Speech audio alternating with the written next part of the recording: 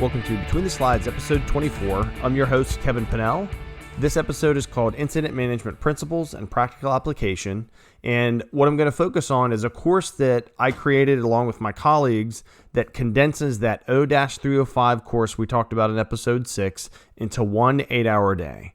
Why do that? Well, many reasons. Practically, it's hard to get folks from one department, especially a state-level department that has people spread out all across the state, to a one-week class, for 5 days at a time with all the other responsibilities. And most of the folks like myself and other folks that ended up being credentialed and working on an incident management team is because that's the track that we wanted to go down. A lot of the folks that we taught this to, it was for the state health department, then social services, and some other folks, that their primary job and their real niche, their desire isn't to be on an incident management team. It's what skills do I need to know to appropriately plan for and, more importantly, operationalize and coordinate all hazards incident management, or get through a state-managed shelter or a big disease outbreak or an earthquake or whatever. And not everybody needs to go sit through the O-305 class. And that's, for me to say that is something, but it's practical because not everybody needs to do that. If you're not going to get credentialed, is it good training? Yes. But do you need to do that? No. So that's what this course was born for. We called it Incident Management Principles and Practical Application because that's exactly what it is. We took stuff out of the Incident Command System courses. We took stuff out of the week-long O-305 courses.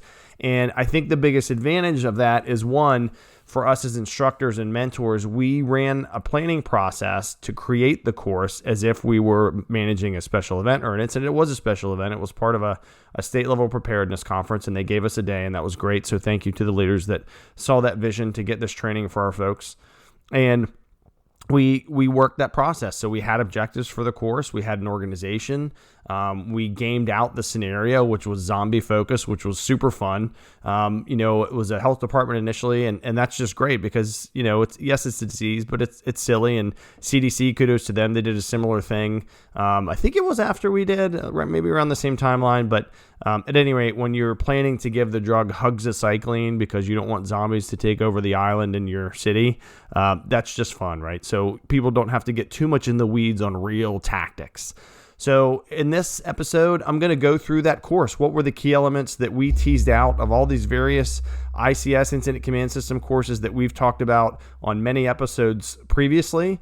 And as an incident management practitioners, and another great value is everyone that taught a section about a certain position or a certain incident command system section was credentialed in that section. They were a chief in that at that level, and so they could speak to real training. It wasn't, well, I've done this one, but not that one, but I'm going to tell you about that one. They were experts in their field in that section. So let's get started. Let's jump right into it. Thank you for coming. You can catch up on past episodes at betweentheslides.com. Follow me at PSC2PMP on Twitter and Instagram.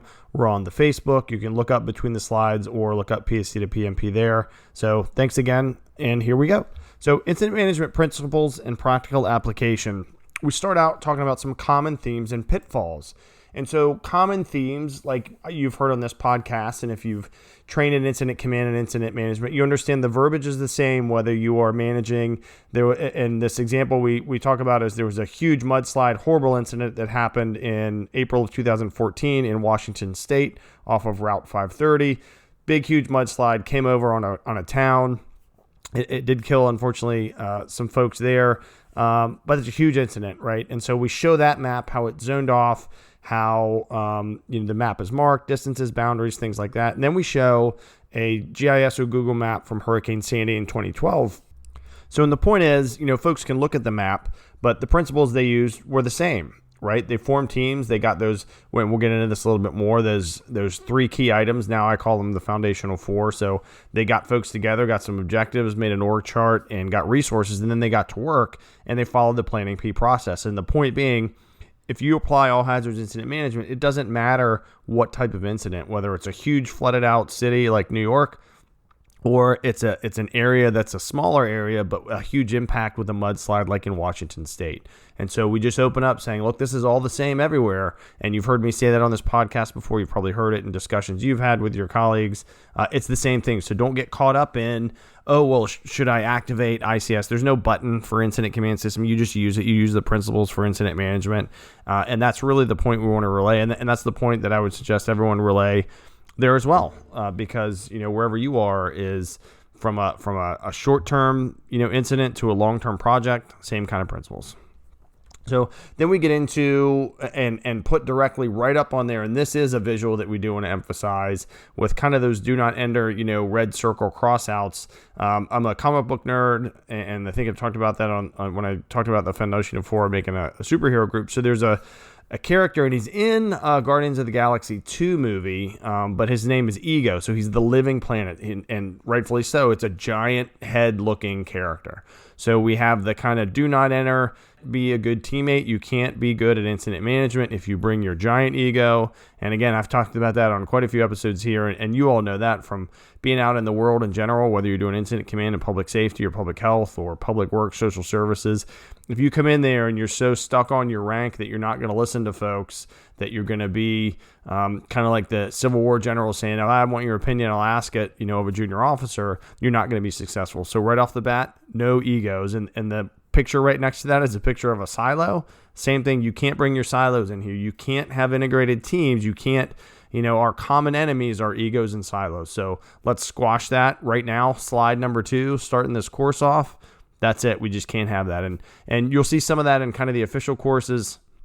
We just make it straight up front and say, like, look, you can't do this. So right now, let's just get past that. Then we talk about having an efficient operational tempo. So picture, if you will, and this has been modified so we can look at this from the standpoint of kind of guardrails, right? We can look at a nice smooth guardrail, the road's looking good, a guardrail that's a little scuffed up, and one that's just been blown right through, and have adapted it to a heartbeat. So for folks, if you can picture that little blip you see on TV shows, or if you're in EMS or fire and you're familiar with it, think of a normal sinus rhythm, right?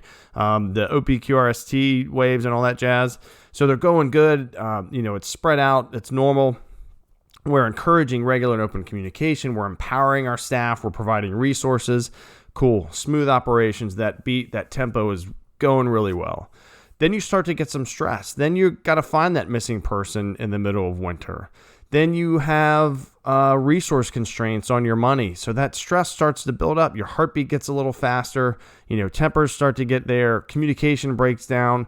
Leaders get in the weeds, right? So when your high-level folks that really should be kind of on standby for, hey, what do you need me to support you, start coming down in the weeds because they're getting stressed out. And now you're resource poor. Maybe you don't have enough people. You don't have enough money. Well, we got to keep tempo on the team. How can we stay efficient and keep this operational tempo going with 50% or 75% when we can't have 100% of the money or the people at the time? And then we talk about losing team cohesiveness. So you can lose that if you fail to empower your folks, right? If you're micromanagement, and this isn't a unique concept to this podcast, it's, and a lot of other leadership podcasts or just, in general in life, you all know that. If you're micromanaging, particularly in the incident management world, if you're the incident commander that thinks you need to make decisions for the documentation unit or for how we're going to bus people around, that's wrong, right? Unless you have an org chart of like 3 people, you need to let your folks go. And, were your people not performing? Are you all over them because they're not doing something well? Or are you all over them because you have issues with that? So there's a balance. If your team's not performing well, then that is a problem. But is it a problem because you didn't provide clear objectives and you didn't then, follow up with the objectives that you set on how your team's performing? So you got to, not micromanage, but you do need to keep tempo on what's the team doing. So, empower your folks, let them make decisions, get them the resources they need. If you get jammed up on resources, just think through it again, take that breath, go, okay, what else can we do? And just really try and keep that operational tempo positive for everybody. There's going to be stress. There's going to be late evenings, early mornings, and that's just going to happen in the line of work of doing incident management, whether you're called up last minute to start a state managed shelter, whether you have an actual outbreak. There was a lot of stress during the Ebola outbreaks, of screening folks coming in and day to day, public safety, active shooter events, and just it's a super stressful time. So then we're going to review some ICS features. So for folks that haven't listened to the first 3 or 4 podcasts, please go back and do that. I talk about more about the class. Now I'm going to talk about some of those actual principles. So let's get into some of the principles that we share. So a features review, and really what you don't want to do if you're going to condense a training is start 100% from scratch, but then you are going to have some folks that maybe didn't take the prerequisites, or they took it online and then never used it again. So let's just go through some of those. We talk about establishing command as a setting of the pace, right? Transferring command, having that continuity of leadership. Using chain of command, we got to follow a process. There's a reason, that provides some order and structure. Unity of command. So that means we're going to avoid that Office Space scenario. So if you've seen the movie Office Space, you realize that the main character has, 3 or 4 bosses, and they hear about stuff they do or don't do, right or wrong, 3 or 4 times. That's horrible. Unity of command, one boss, one reporting chain. That's it. Unified command, that's going to help us foster relationships. That's going to help us make better decisions. Area command, that's a way to step back even higher at a strategic level and divide and conquer and chop up our resources and the geography of our incident.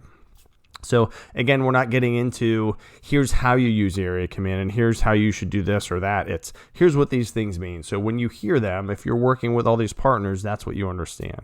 So then we're going to talk about kind of planning and the organizational structure. What are the benefits of the incident command system? One big benefit is it being modular organization. It makes incident command system work for you, right? That's what this is for. This isn't to say, here's what you have to do. It's to say, here's some guiding principles. And now you make them work for whatever scenario, whatever organization you have. Using incident action planning, you need to follow a process. That's huge. You need to, stay together when you're doing that as one team, one incident action plan, the product of the process. There should only be one for any incident or special event, period. None of those op plans we talked about with Mike Snodder in episode 7, from kind of holdovers, or everybody else shouldn't come to the table with their own plan. There should be one product from one process together. And span of control, a huge, you want to have effective resource management and be safe, right? I don't need 25 people that are in dangerous situations and operations reporting to me because that's not fair to them. I can't effectively lead and support them. So think about how you can chop up your organization with effective span of control.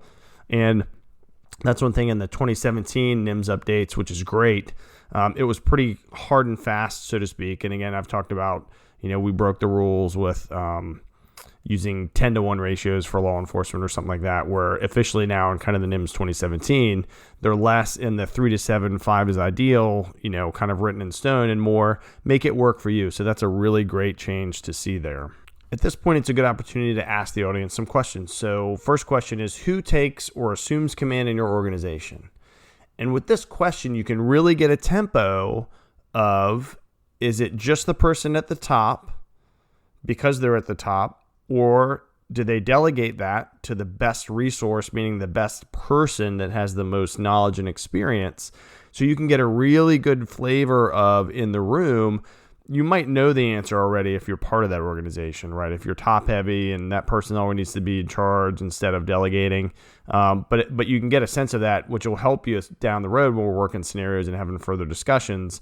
One example, I heard of that kind of to the extreme, which isn't, unlike other organizations, but is heard from one airline company. If a disaster happens, their operations center that is coordinating and giving orders is not even in the same city from wherever the accident happens, unless, randomly it happens in the same city where they're based out of. So they'll stand up a command center at their headquarters that will manage the incident from afar, versus like a best practice, like an emergency operations center would support the incident from afar and let the folks on scene manage the incident directly. So, basically what I'm saying there is if you're not there on the ground, don't try and be in charge of what's happening. Ask your folks how you can help them. That's huge. And that leads to kind of the second one. So when you ask that question, you get some answers and have interaction with the audience. Then it's, is it rank based or is it competency based? And the answers to those kind of speak for themselves. So always, rank has value, position has value for sure when you need to escalate, whether it's this incident management, if there's barriers in the way because the high-ranking someone from some other agency is blocking work being done, then you need your high-ranking person from your agency to, run interference for them or go have that discussion. And same thing happens for project management, right? When we get scope or schedule or cost issues or quality maybe, and we're at an impasse, we're going to go to our steering committee and our project sponsors and, ask for a push or ask us to help make a better decision or something like that. So it's a good time, a good interaction with the audience and to get the tempo for there.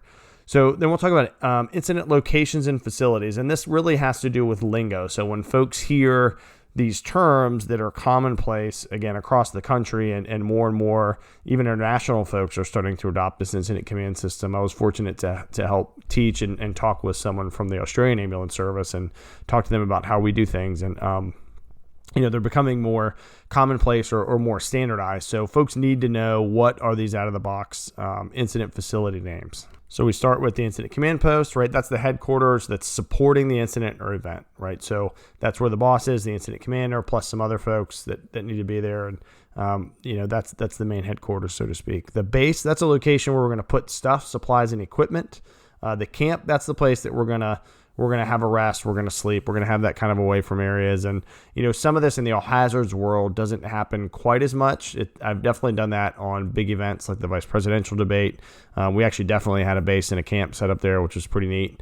Less glamorous than you would think for such a high profile event, but it was a great experience too. Staging. So staging, and this is where you want to clarify, staging isn't where you're taking a break, isn't where you're not available and ready to go. Staging areas means you are on deck to go whenever operations calls for you, right? Because the staging area manager, as a reminder of who's who, works for operations, meaning anything in staging, an engine, a firefighter, a medic, a nurse, whatever, needs to be ready to roll when I ask for it. That's the whole point of staging. And that's a good point of clarification when, for folks out there teaching incident management or incident command system. I always like to emphasize how important it is for people that are in staging to be ready to roll. So then we talk about, and I highly suggest folks being familiar with resource kind and resource type. So a couple of examples that I think are easy to understand because you can get way in the weeds with different bulldozers and engines and all that kind of jazz.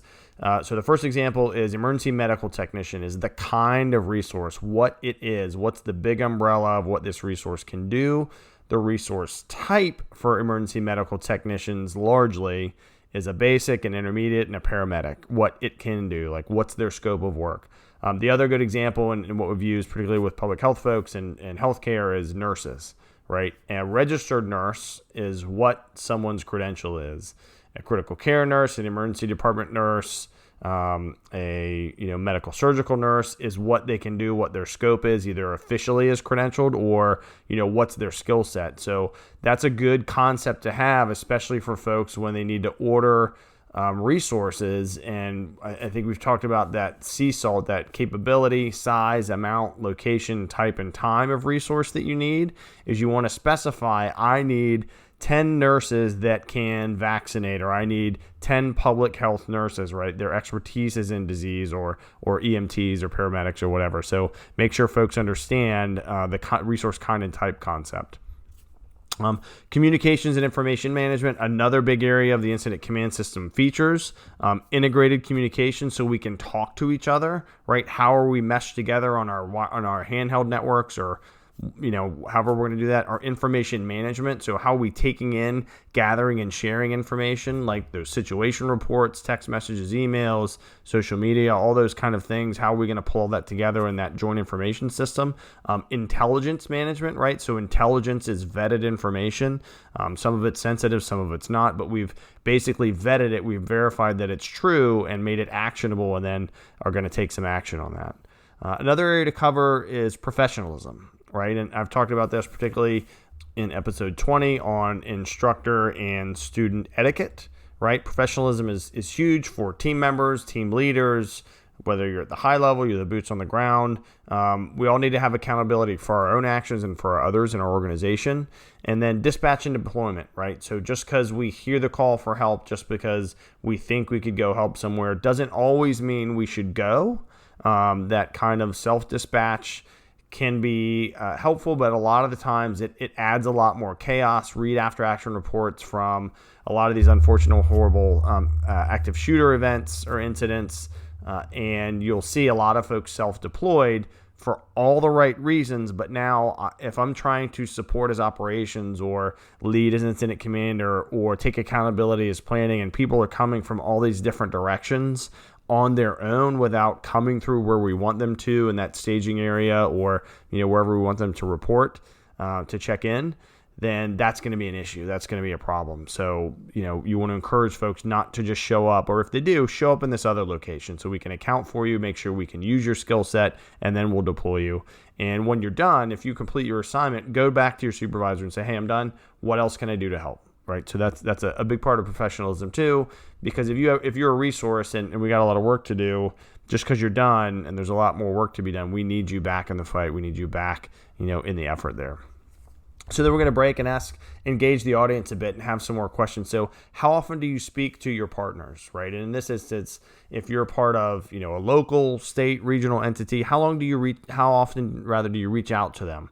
How often do you talk to each other, practice with each other, engage truly with each other, not just, kind of some exercises you get together, they're facilitated, people sit there, check the box and say we did it, then they go back and they never talk to each other again. If you have a regional emergency management entity or incident management groups or something where you can talk with folks, do a little bit of training, coke and joke a little bit, break bread, that's where you're really going to build those relationships. They're going to help you when the balloon goes up and something bad happens. You need to find somebody, you need to finish a critical project. And do you know what resources your department has, right? Do you know that you have 5 EMTs that sit in your office? Do you know that you have credentialed incident management folks that, may have gotten it before they joined your organization?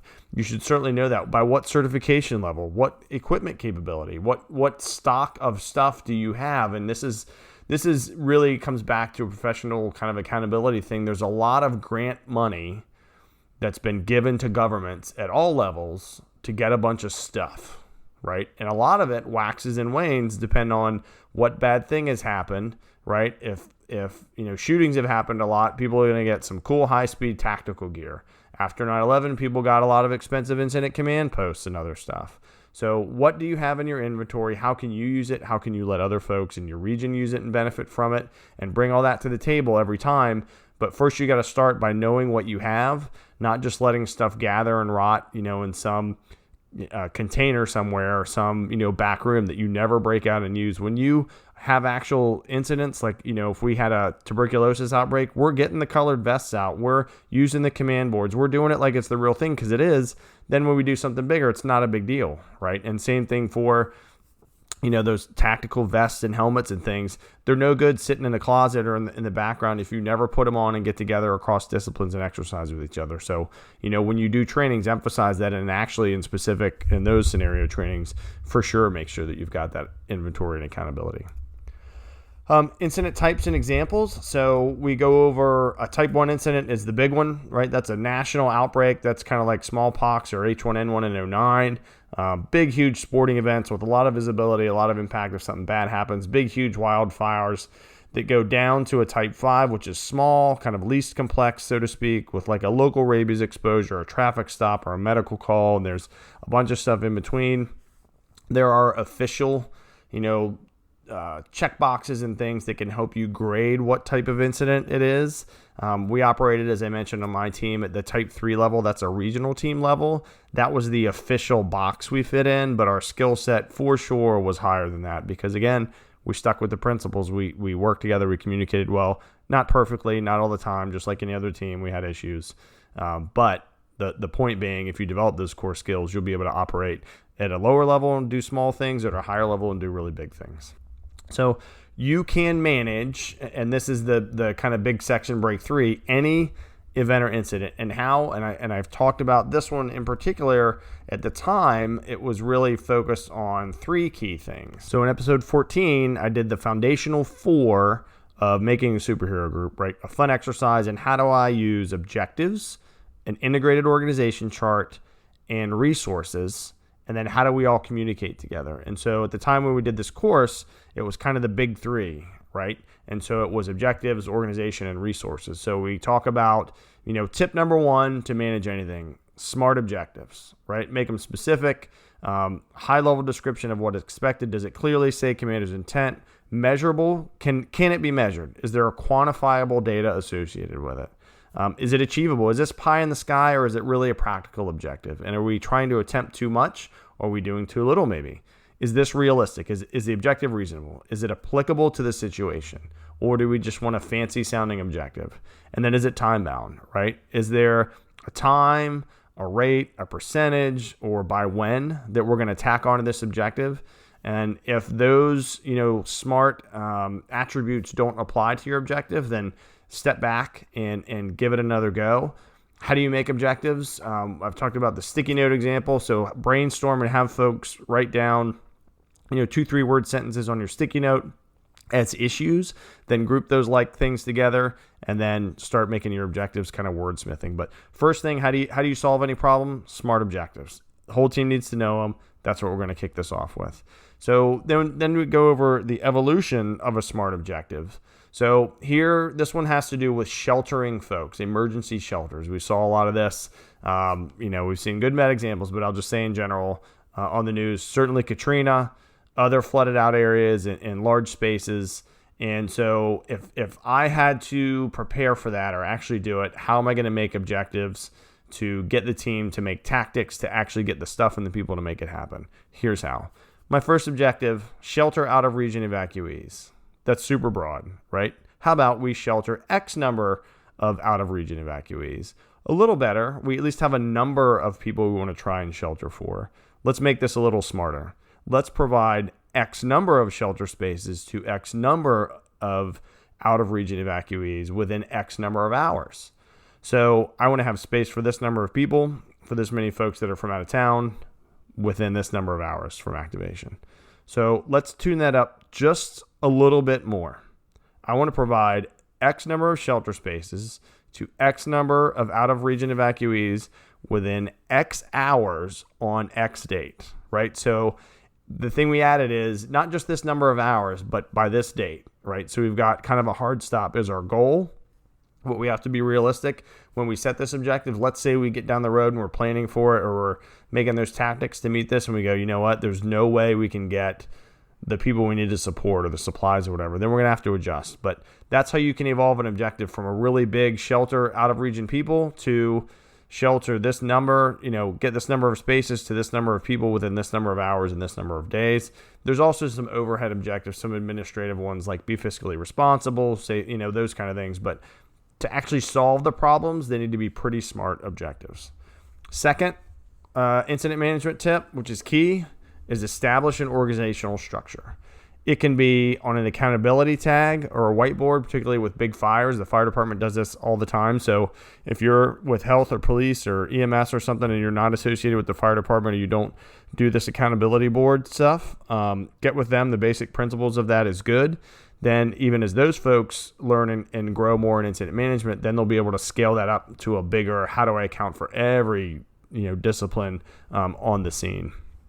You can also get a big piece of paper, this big piece of paper that you stick to the wall in a class or something, draw org charts on that. And similarly with a whiteboard, I love whiteboards. They're so great. They don't run out of power. And so just start drawing an org chart. If you go to YouTube and check out my org chart to ICS 215 video, you'll see how you can do that in particular just by thinking, okay, here's the problem I need to solve. Here's the org chart I think I want, and then start to actually get into the weeds of your tactics. And then there's an official form in ICS 201, that first initial incident briefing. It's got a space for an org chart there. So there's some, very kind of unofficial to official ways to do that. But essentially the goal is get some sort of org structure that accounts for everybody that you think you're going to need or that you even have already on the scene. Third tip, request resources early and often. I talked about that CSALT acronym: capability, size, amount, location, type, and the time frame needed. Ask early and ask often, whether it's an incident or a long-term thing like Ebola. If you wait to ask for the same stuff that other people need or want, it's going to cost more and there's not going to be as much of it. So ask early, ask often is huge. Request exactly what you need to solve the problem. This gets into that resource kind and type. So you see we're kind of building on the concepts we discussed earlier for sure. And then we're going to say, okay, use this CSALT acronym, which is outstanding. Great stuff from the Virginia Department of Emergency Management there. And that's how we're going to ask. And there's this whole kind of resource cycle where we look at, something happens, identify what you need, order and acquire them, mobilize, track and report those resources, get them back, recover them and demobilize, reimburse for whatever's not used, and then let's inventory them, and then we'll start that cycle over again. So the summary point is anything that hits your organization, your area, your team can be effectively managed and solved to the best of your ability by setting smart objectives, establishing an organizational structure, and requesting resources. Now we're going to get into how the incident command system really works. So this is where you want to get your folks that have done a lot of work in that, practically applied the principles that folks have taken, in what we talked about in the first 3 or 4 episodes of this podcast, and subsequently the other incident command system, incident management focused episodes, and folks that are credentialed, right? Because through this credentialing process, it's a really good one because you have to put the work in.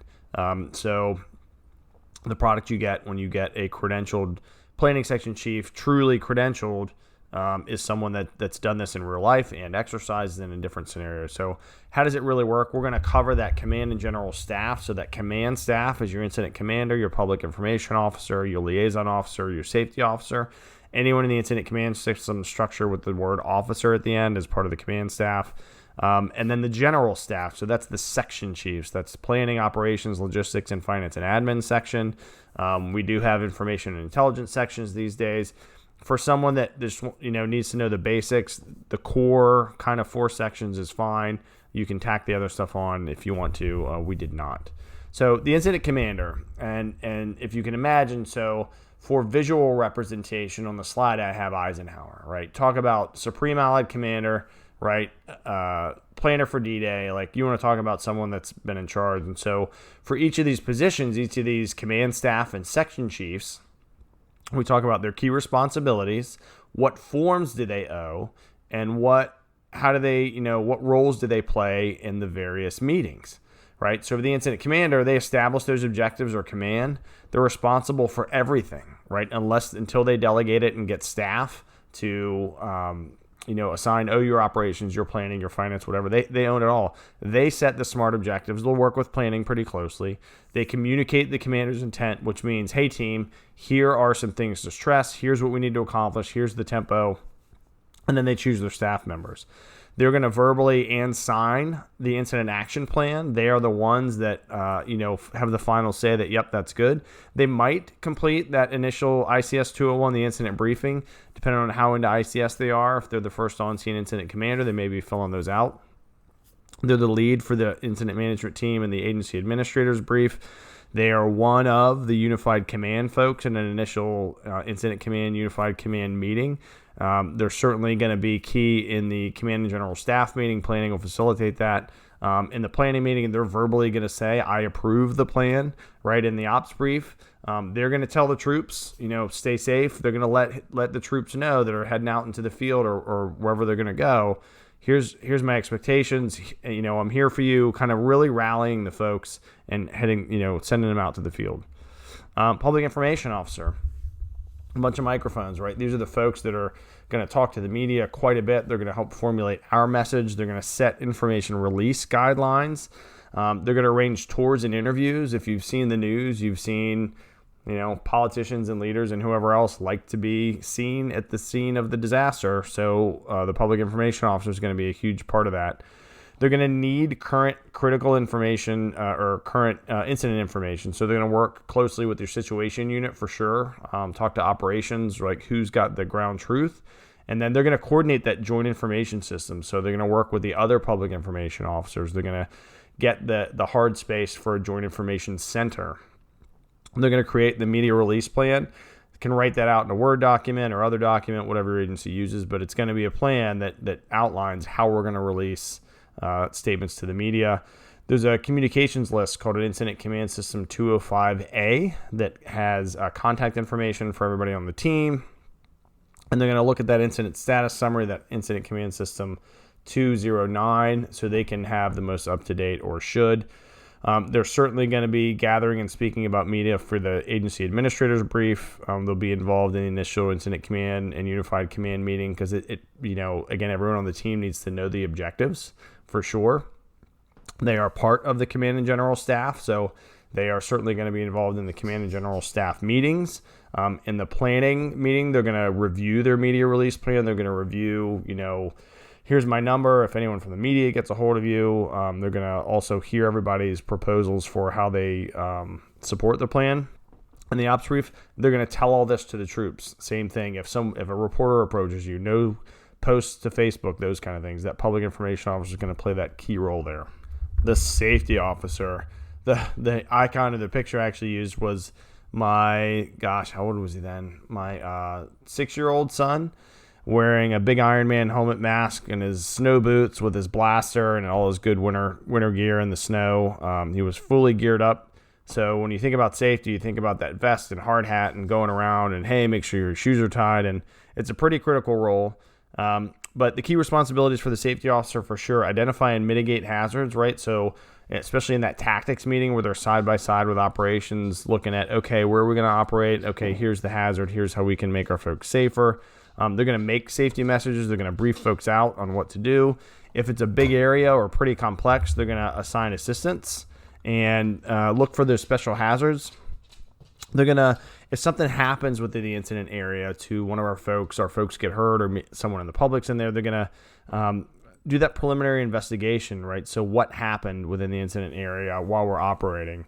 They're going to officially fill out the incident action plan safety analysis. That's the ICS 215A. That's their big laminated chart that they're doing next to the ICS 215 wall chart that we've talked about, that operations and the resource unit and logistics are all going to be in front of. Key form for them is the safety message, that ICS 208, that they're going to, transcribe their 215A stuff from the big wall chart onto the form that's going in the incident action plan there, that 208.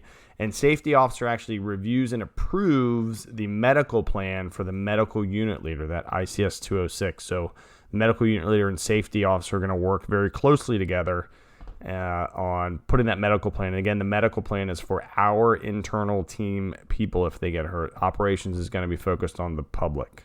The agency administrators brief. So safety is going to be listening.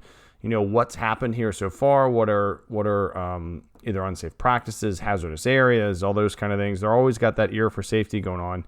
The initial unified command meeting, same thing. Command and general staff meeting, they're part of the command staff, so for sure they'll be there. That tactics meeting I mentioned, so safety's key role there is trying to find ways to enable operations to keep doing what they want with all the stuff and people they're going to ask for.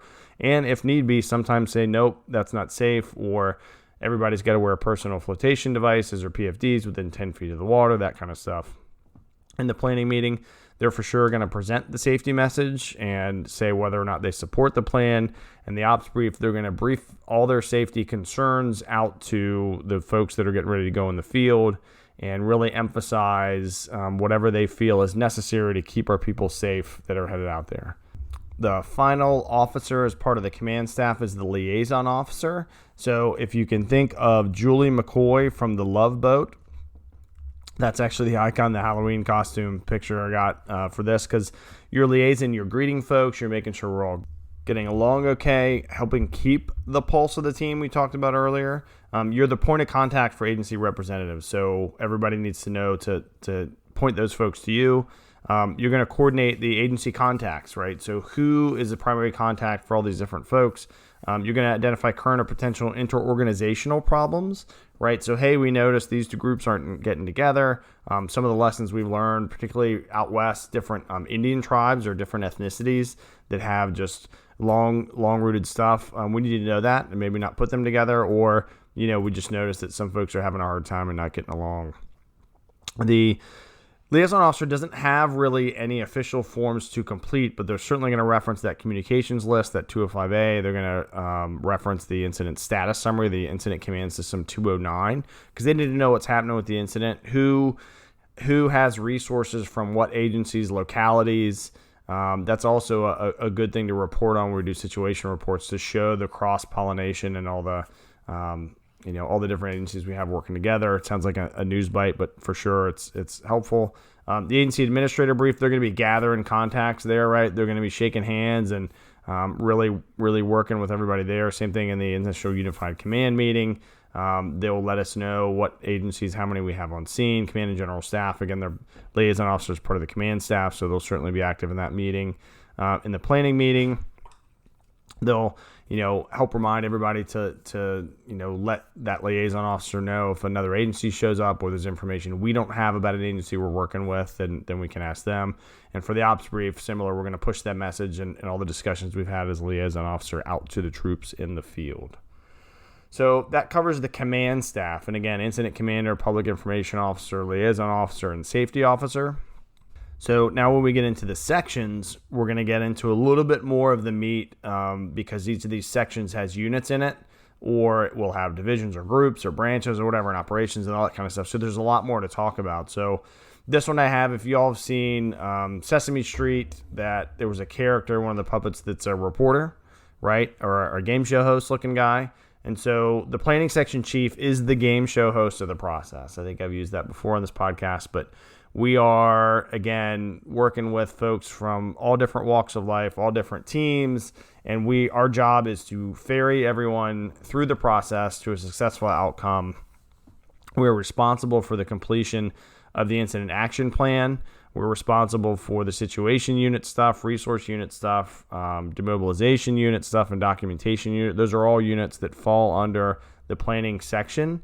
We're going to, our framework is the planning P, is the planning process, right? We're going to work that process. We're going to help everybody else work that process. And we'll go into detail on, how that works. I won't hear. It's kind of a visual thing. But that's a huge part of our job. So we're going to help folks figure out, hey, what's going on, or what is the date of this planned event? What are our objectives? Let's pull the team together and organize that and visually get it in that org chart so people know who's who. We're going to really focus on making sure that work is getting done between the meetings, right? So that's when stuff happens in life in general, not when everyone's sitting in the meetings. Those are, I think, great opportunities for decision points, but a lot of the work should be done between the meetings.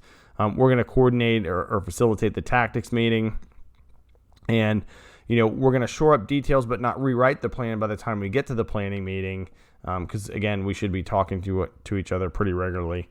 And we want to really make sure our end goal is not the paper product in the incident action plan, but that the planning process we've done, the communications we've provided, that we've talked to each other, that when we get to the operational period briefing, when everyone's standing up there to tell all these folks that are going to go do the work, that we have set them up for success, and everyone understands throughout the whole process that this is for them, not for us, right? And so we want to let them know, how are we going to keep you safe? How are we going to keep you efficient?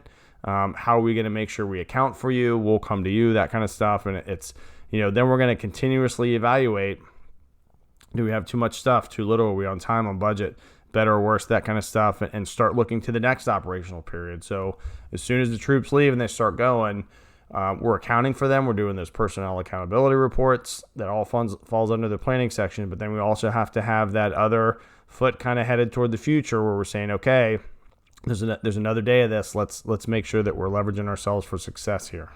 Then we're going to cover the operations section. So there's no set structure other than those terms we've talked about. And from the top down, there's the ops section chief. Then there's branches. Then the next level down below that are divisions or groups that are of equal. They're just different ways. Divisions, geographic, group is functional. Then the next level down is a strike team, which is all of the same thing. A task force, which is mixed resources, or a single resource, so one of like an expert or something, like an epidemiologist. So key for operations is they're gonna make the tactics that are gonna make the objectives happen, right? So they are the ones that are tasked with, once the boss says, or unified command says, hey, here's our objectives, and we all agree on them, or they assign them, then it's up to operations to go, okay, how can I make those a reality? And they're gonna create or supervise creation of contingency planning. We'll get into that a little bit too. They're going to do that ICS 215, that operational planning worksheet, with with the resource unit leader or someone for planning, and their job is make the org chart. Here's how it's going to work. They're going to review the assignment list with the staff, those ICS 204s, those work assignments.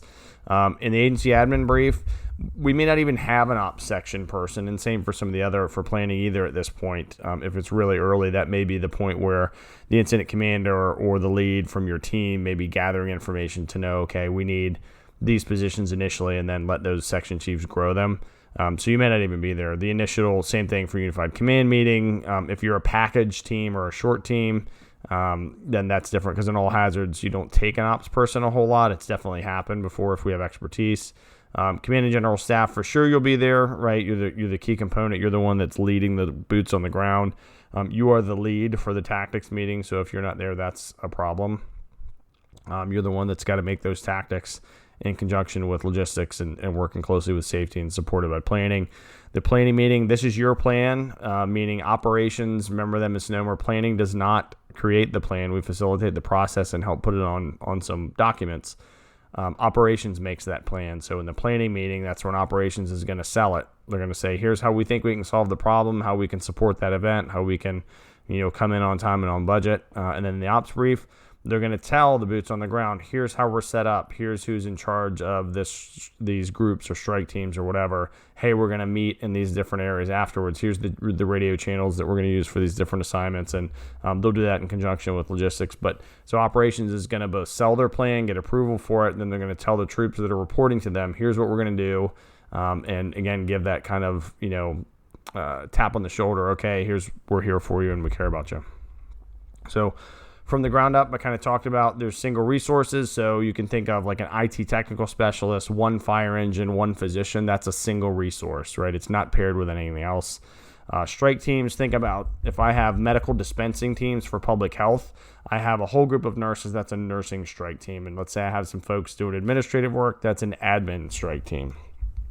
So strike team leaders are who supervise those.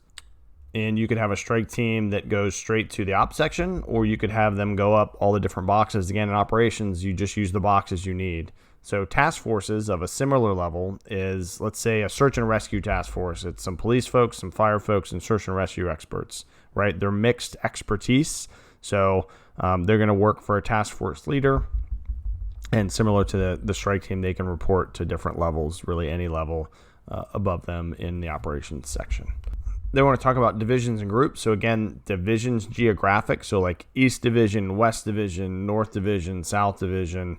You could number them. You could do that. But the gist of it is, if I call something a division, you see it on a map or on a list or in the incident action plan, it's a geographical assignment. Groups, those are functional. So a good example, particularly for mass casualties, some standard groups we use for those: triage group, treatment group, transport group. Triage group's whole job is to go through and do that start triage, right? Figure out what our greens and yellows and reds are, then categorize in the treatment group. Their whole job is to treat those folks accordingly, depending on their level of injury. And then transport, your job is coordinate with treatment, get folks in medic units or in the air, flying somewhere, and get them out of there. So they have specific functional assignments. Functional groups can work within a division geographically, but the group supervisor does not work for the division supervisor, and supervisor is the term that each of those use for their leadership. Above those, we have branches, and branches can be either geographic or functional. We're going to use branches in big things, right? We have more boxes in the org chart. They work for the ops chief. And so this is when we really need to get that span of control under control. So here's an example: a chemical, biological, radiological, nuclear, explosive, or CBRNE event. Let's say we have a police branch and a perimeter group in there, perimeter control group, and an investigation group. So those two groups report up to that branch director. So branches have directors. And then in addition to this CBRNE event, we have a fire branch. And under the fire branch, we're going to have an EMS group, a hazardous materials group, and a fire suppression group. So you can see kind of how those can come together in operations. And again, these are just basic examples, but the whole concept of incident command system is basic. It's using basic principles to build an org chart to support it with logistics and communications and other things. But that's what's going to help us solve any problem. And that's, again, the focus of this condensed course. we're at about 48 minutes, 49 minutes, and I've already gone through a lot of the key principles. What's missing here is we can't interact. I can't talk directly with you, but when you have an audience there, it's an outstanding opportunity, and you get those between the slides questions and really make it an interactive thing. And we've already hit on key areas that can make these teams successful from all these different walks of life. Nothing happens without logistics, right? And no difference when incident management is you have to have a logistics section. They're going to get us all the people and the stuff and the communications. And the best example, the best symbol for this is Radar O'Reilly from MASH. If you're very young and you're listening to this, Google that. But Radar O'Reilly was the person in the MASH field hospital that people would ask for something and he could get it no matter what it was. That's what you want in your logistics section, chief, right?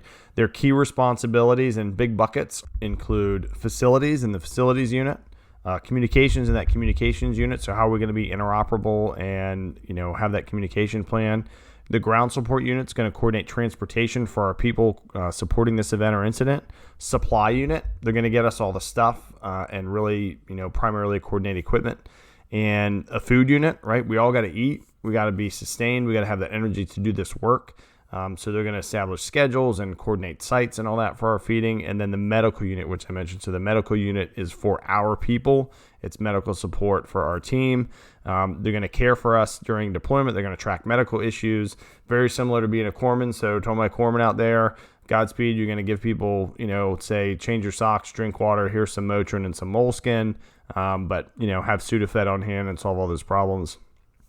Logistics, similar to some of the other sections, may not be involved in that initial agency admin brief because they may not be established. If they are, then certainly they're going to want to know how many people are here, how are we spread out. This affects the facilities we use, the transportation, how many people they need to feed. And same with the unified command. So they're going to definitely need to know those objectives. Because as we try and build tactics for those, logistics next to operations is going to have to get all the equipment, supplies, and people that operations wants to meet the needs of the objectives.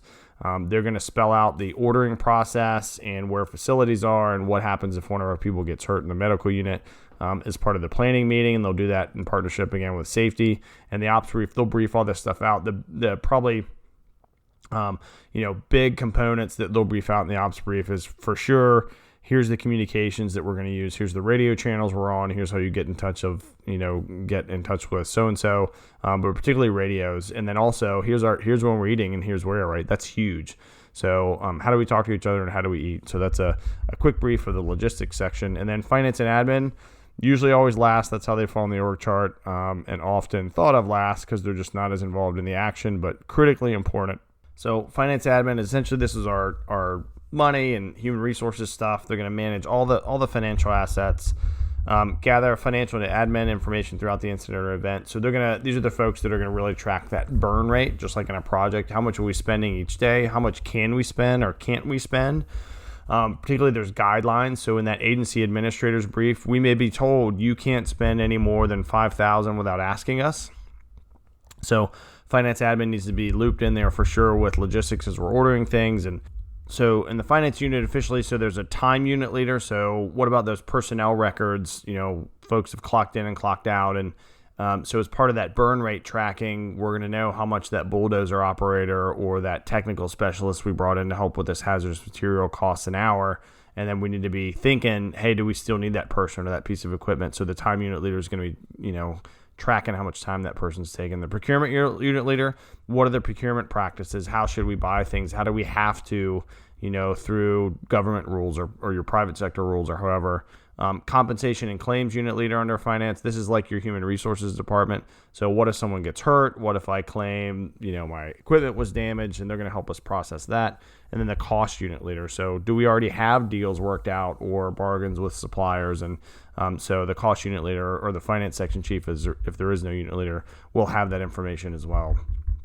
So we've very quickly covered the incident command system basic org structure, right, in a short amount of time relatively. If you've driven, probably, a little bit longer if you had to cut this off to get out of your car and go to work. If you didn't, you're on the road. Thanks for sticking with us. So at this point in the course or in the presentation and the information sharing, really, That's it for the incident command system review, because really what we would have is more in-depth discussions and kind of Q&A with the audience. But you can see you can actually cover a good bit of concepts, and it's not complex from the standpoint of there's no secret formula. And when I taught and when I've talked to folks and had my between the slides discussions, is these concepts are the same. We just package them different and call them the incident command system and incident management and use different forms than if you were in your office working with, like I just described the finance section and its units, but you can think of your finance department and your procurement department or division. They do the same things. And so that's another thing to think about when some folks, and it's changed a lot, especially in my area in Central Virginia, which is outstanding, and others thought that, this is a public safety game, or maybe health, and maybe a few others. But fortunate to have been partners and friends with folks that are progressive to think, bring your finance folks in and let them do finance stuff. You don't have to wear a badge or wear, cargo pants to be good at this. Some of the best finance and technology section that we've created were professionals in those areas. So think outside the box, and if you add that to your course, doing this kind of short course or whatever training, make sure that message is clear that this incident management team stuff is not just for public safety or public health kind of response agencies, at all. It's for everyone. That's the whole point. It's all hazards, right? And I think maybe even hazard kind of narrows the scope, because you assume, something bad has to be happening, but it doesn't. It should be like all circumstances or all. It just doesn't sound as catchy, but you get the gist of it. This stuff is for everything you can think of, not just high-speed things.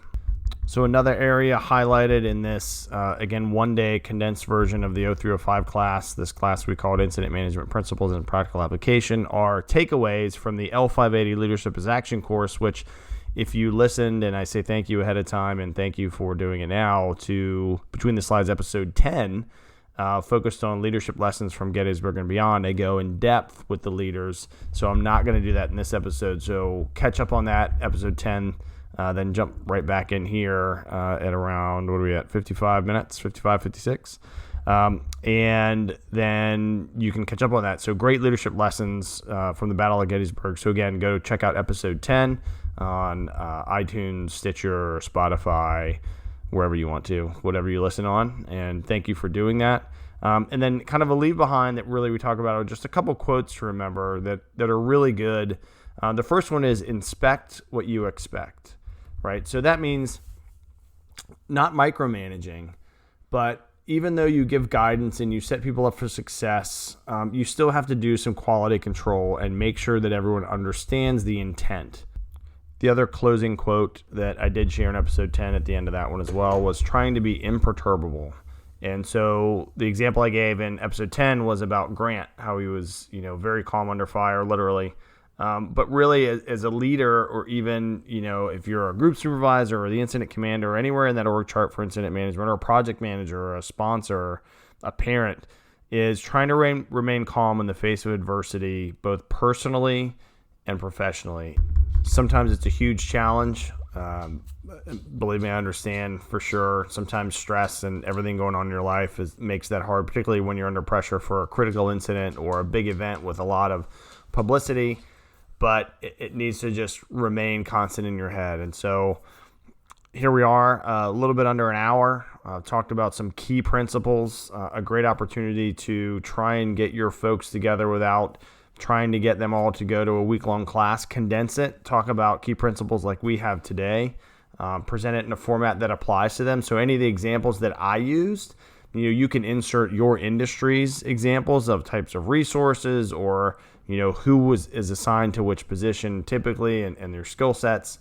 So I hope the concept of having a one-day class to provide the practical value rather than just a certificate applies, and that you all consider it. I'm happy to help. Reach out to me in like I mentioned, betweenthe-slides.com. My email's there, and on Twitter and Instagram at PSC to PMP, or leave me a message on my Facebook page, PSC to PMP. But at any rate, happy to help. I hope this was helpful. Thank you to everybody out there that's doing this planning, that's supporting those state managed shelters, that's doing those software upgrades, that's just truly looking at all the circumstances or all the hazards and working together without their egos, without their silos, that's keeping the pulse of the team, that's doing their best to work a process together.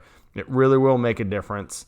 Just always remember those foundational 4 things that we say, get those good objectives, have that organizational chart, one team, share resources, help each other coordinate those resources, and communicate well. And you all will continue to be successful. You'll continue to be more efficient, and everyone will just get along a lot better. So thanks for listening to this kind of course review, course contents that myself and friends and I were able to create. I hope it was helpful, and best of luck to you all out there. Stay safe and Godspeed.